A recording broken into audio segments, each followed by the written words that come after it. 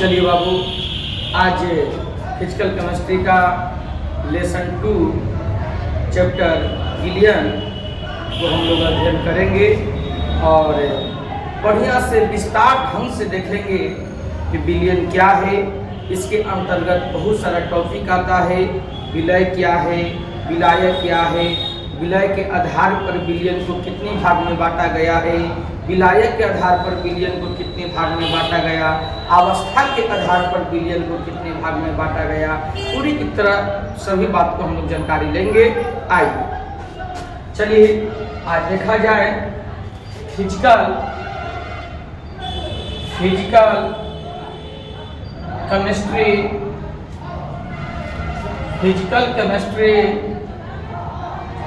Lesson 2। Physical chemistry lesson 2 chapter का नाम है बिलियन। चैप्टर का नाम है बिलियन, इंग्लिश में कहेंगे सॉल्यूशन। इंग्लिश में कहेंगे सॉल्यूशन। ये जो चैप्टर है बाबू, ये 5 मार्क्स के। कितने मार्क्स के? 5 मार्क्स। बात को समझिए, बात पर अमल करिए। फिजिकल केमिस्ट्री लेसन 2 चैप्टर का नाम है बिलियन, जिसको इंग्लिश में कहते हैं सॉल्यूशन। ये कितना मार्क्स के है? कितना मार्क्स? 5। अब बात को समझना है कि भैया बिलियन क्या है। तो बिलियन पढ़ने से पहले जानना होगा कि विलय क्या है और विलायक क्या है। तो यदि बात को समझिए ठेठ हिंदी में, विलय को इंग्लिश में कहते हैं सॉलिड। विलय को इंग्लिश में कहते हैं सॉलिड। एक है विलायक। विलायक को इंग्लिश में कहते हैं सॉल्वेंट। क्या कहते हैं? सॉल्वेंट। यह सोचने वाली बात है, समझने वाली बात है कि विलय को इंग्लिश में कहते हैं सॉलिड। सॉलिड का दूसरा नाम है घुल्ले। सॉलिड का दूसरा नाम है घुल्ले।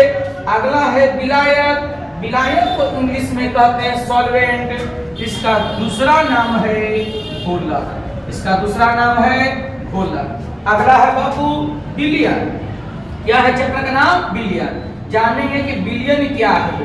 बिलियन को इंग्लिश में कहते हैं सॉल्यूशन। क्या कहते हैं? सॉल्यूशन। सॉल्यूशन का दूसरा नाम है घोल। बात को समझिए, बात पर अमल करिए। हम क्या बोलना चाह रहे हैं, विलय क्या है और विलायक क्या है। विलय को इंग्लिश में कहते हैं सॉलिड, इसका दूसरा नाम है घुल। विलायक को इंग्लिश में कहते हैं सॉल्वेंट, इसका दूसरा नाम है घोलक। अगला जानेंगे बिलियन।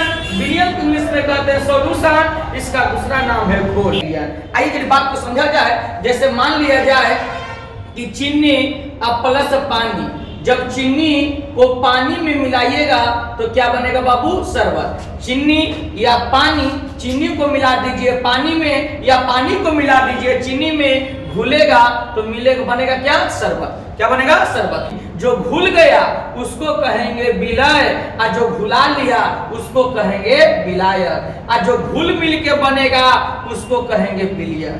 क्या कहेंगे? बिलियन। तो आप ठेठ हिंदी में समझ गए कि जो घुलने वाला पदार्थ है उसको कहेंगे विलय, और जो घुलाने वाला पदार्थ है उसको कहेंगे विलायक, और जो घुल मिल के बनेगा उसको कहेंगे बिलियन। अब सबसे बड़ी बात है, सबसे बात समझने वाला है, बात पर अमल करिए कि भैया मान लिया जाए कि घुलने वाला और घुलाने वाला पहचान ना हो, जैसे में दोनों एक ही अवस्था में रहे, ठोस ठोस में रहे, द्रव द्रव में रहे, गैस गैस में रहे, तो कैसे पहचान करेंगे कि कौन विलय है और कौन विलायक है और कौन विलियन है। जैसे एग्जांपल के बात को समझा जाए, जैसे मान लिया जाए कि ठोस ठोस रहेगा, ठोस ठोस, तो कैसे पहचान करेंगे कि कौन घुलने वाला है और कौन घुलाने वाला है। जैसे मान लिया जाए कि एक रहेगा द्रव द्रव, तो कैसे पहचान करेंगे कि कौन द्रव कौन घुलने वाला है और कौन घुलाने वाला है।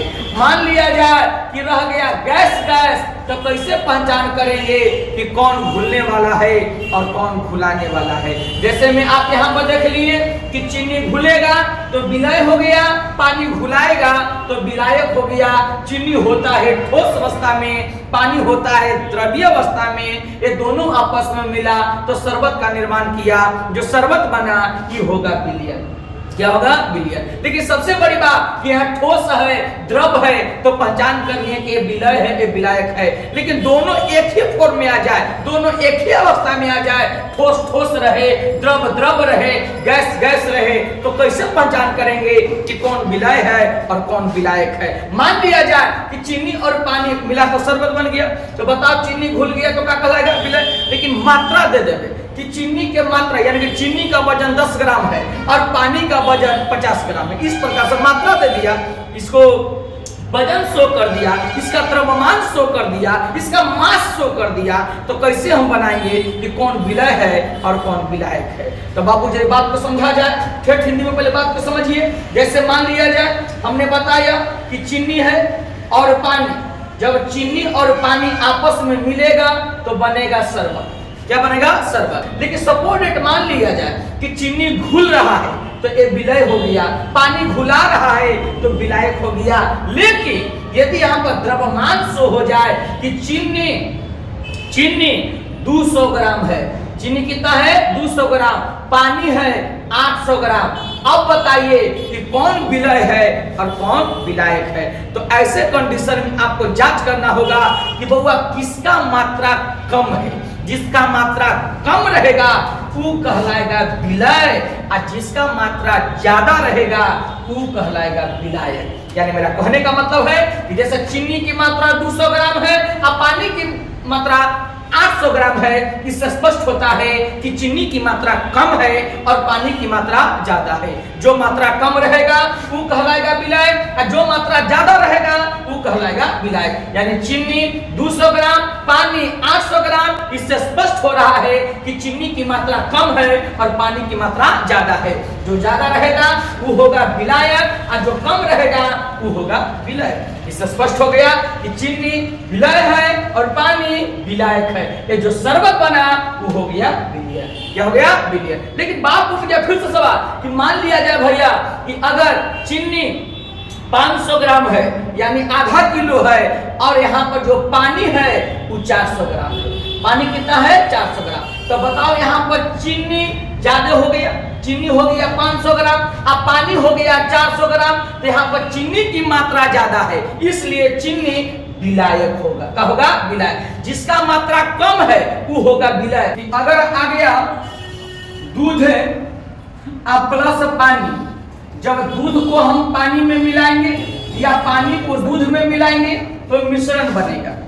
क्या बनेगा? मिश्रण। लेकिन सोचने वाली बात है, समझने वाली बात है कि दूध में पानी को मिलाइए चाहे पानी में दूध को मिलाइए बनेगा मिश्रण। यहाँ पर ये देखना है कि दूध भी है द्रव्य अवस्था में। दूध भी कौन अवस्था में है? द्रव्य अवस्था में। पानी भी है बाबू द्रव्य अवस्था में। अब जानकारी होना चाहिए, यहाँ पर समझना होना चाहिए, बात पर अमल करिए कि दूध और पानी को जब हमने आपस में मिलाया है तो मिश्रण बना है। क्या बना है? मिश्रण। लेकिन सोचने वाली बात है कि भैया दूध भी द्रव्य अवस्था में होता है और पानी भी द्रव्य अवस्था में होता है, दोनों में पावर घुलाने का है। यानी दूध में भी चीनी डालिएगा तो दूध चीनी को आसानी से घुला लेगा, पानी में भी चीनी को डालिएगा तो पानी आसानी से चीनी को घुला लेगा। इससे स्पष्ट होता है कि दूध में भी चीनी घुलाने का पावर है और पानी में भी चीनी घुलाने का पावर है। लेकिन सबसे बड़ी बात सोचने वाला बात है कि हम कैसे पहचान करेंगे कि दूध विलय है कि विलायक, पानी विलय है कि विलायक। तो बताओ बाबू ये जो दूध होगा, मान लिया जाए कि दूध आपका है, दूध सपोर्ट है, दूध है 5 लीटर, दूध कितना है? 5 लीटर। और जो पानी है वो है 10 लीटर। पानी कितना है? 10 लीटर। तो बताइए यहाँ पर किसका मात्रा ज्यादा है? तो भैया दूध की मात्रा है 5 लीटर और पानी की मात्रा है 10 लीटर। यानी दूध की मात्रा है कम और पानी की मात्रा है ज्यादा। जो कम रहेगा वो होगा विलय। क्या होगा? विलय। और जो ज्यादा रहेगा वो होगा विलायक। वो वो होगा विलय। कोई बच्चा का दिक्कत है? नहीं दिक्कत होना चाहिए। फिर से बात समझाएगा। हमने क्या बताया कि जो घुल गया उसको कहेंगे विलय, और जो घुला लिया उसको कहेंगे विलाय, और दोनों घुल मिल के बनेगा उसको कहेंगे विलय। लेकिन बात आता है कि अगर मात्रा शो हो जाए, उसका द्रव्यमान शो हो जाए, उसका मास शो हो जाए कि कितना वजन है, यानी दूध का वजन इतना है, पानी का वजन इतना है, चीनी का वजन इतना है, तो मीठा का वजन इतना है, यानी कि कोई द्रव्यमान शो हो जाएगा, तो ऐसे कंडीशन में, ऐसे परिस्थिति में हमको देखना होगा कि किसका मात्रा कम है।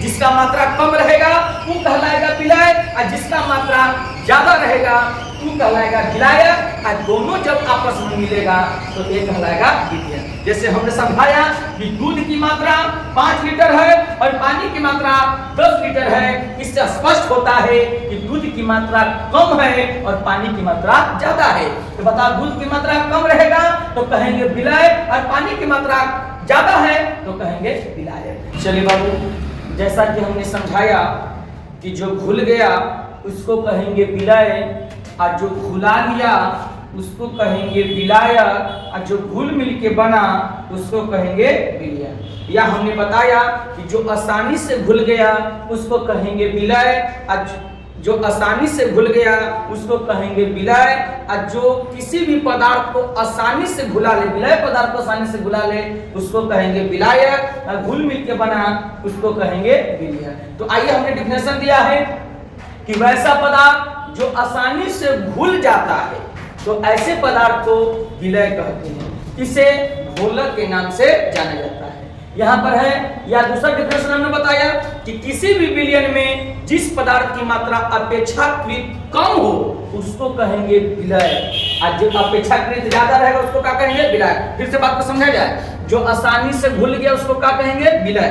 तो बता लिखा है कि वैसा पदार्थ जो आसानी से घुल जाता है तो ऐसे पदार्थ को विलय कहते हैं, इसे घोलक के नाम से जाना जाता है। आगे बढ़िए, जो आसानी से घुल गया उसको विलय कहेंगे, और जो विलय पदार्थ को आसानी से घुला लेता है उसको विलाय कहते हैं। यहाँ पर लिखा गया है कि वैसा पदार्थ जो विलय पदार्थ को आसानी से घुला लेता है तो ऐसे पदार्थ को विलाय कहते हैं, इसे घोलक के नाम से जाना जाता है। लेकिन बाबा, आपको ये भी पता होना चाहिए कि जिस विलयन में या किसी भी विलयन में जिस पदार्थ की मात्रा कम हो उसको कहेंगे विलय, और जिस पदार्थ की मात्रा ज्यादा हो उसको कहेंगे विलाय। तो बता बाबू कि किसी भी विलयन में जिस पदार्थ की मात्रा अपेक्षाकृत कम हो तो ऐसे पदार्थ को विलय कहते हैं, और अपेक्षाकृत ज्यादा हो, अधिक हो तो ऐसे पदार्थ को विलाय कहते हैं। तो हमने लिखा है कि किसी भी विलयन में जिस पदार्थ की मात्रा अपेक्षाकृत अधिक हो तो ऐसे पदार्थ को विलाय कहते हैं, इसे घोलक के नाम से जाना जाता है। विलयन का डिफिनेशन हमने लिखा है कि वैसा पदार्थ जिसमें विलय और विलाय दोनों का मिश्रण हो तो ऐसे पदार्थ को विलयन कहते हैं, इसे घोल के नाम से जाना जाता है। चलिए आइए एग्जांपल को के बाद समझिए। चीनी और पानी को आपस में मिलाएं तो क्या बना? शरबत। बताओ बाबू, चीनी आसानी से घुल जाएगा इसलिए विलय है, पानी चीनी को घुला लेगा इसलिए विलायक है, दोनों मिश्रण बना इसका नाम है शरबत, यही शरबत होगा विलयन। लेकिन यदि चीनी की मात्रा 400 ग्राम है और पानी की मात्रा 300 ग्राम है तो इससे स्पष्ट हो रहा है कि चीनी की मात्रा पानी की अपेक्षा ज्यादा है। जो ज्यादा रहेगा उसको कहेंगे विलायक और जो कम रहेगा उसको कहेंगे विलय। तो बता बाबू, चीनी है 400 ग्राम और पानी है 300 ग्राम, इससे स्पष्ट हो रहा है कि चीनी की मात्रा ज्यादा है इसलिए विलायक है और पानी की मात्रा कम है इसलिए ये विलय है। दोनों आपस में मिला है तो क्या बना? विलयन। चलिए मेरे दोस्त, मेरे भाई, आप लोग इसको स्क्रीनशॉट लीजिए या वीडियो रोक के उतार लीजिए।